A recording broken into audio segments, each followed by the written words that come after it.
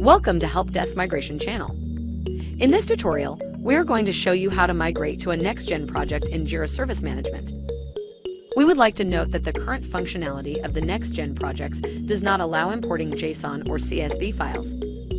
So, you won't be able to see any next-gen projects while setting up a demo migration with us, as they won't be displayed in Migration Wizard.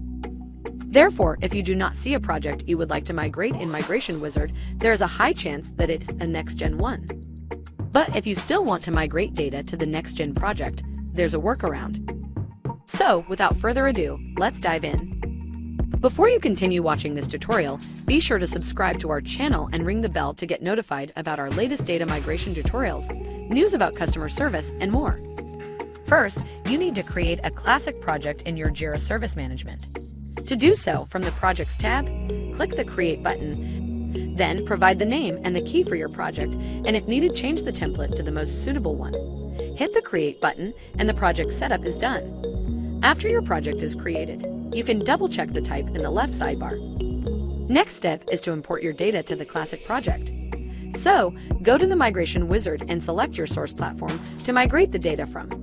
Then choose Jira Service Management as your target platform, providing the necessary credentials. After that, configure the connection by selecting the service desk and issue type. Select the entities you would like to transfer and map the tickets and knowledge base fields.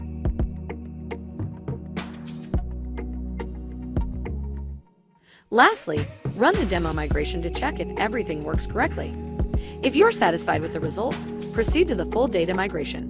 After the data import is complete, use the Jira documentation to migrate between classic and next-gen projects. And that's it for today. If something wasn't clear enough or you'd like to get into more details, feel free to contact our support team for help. Thank you for watching this tutorial, and we'll see you next time.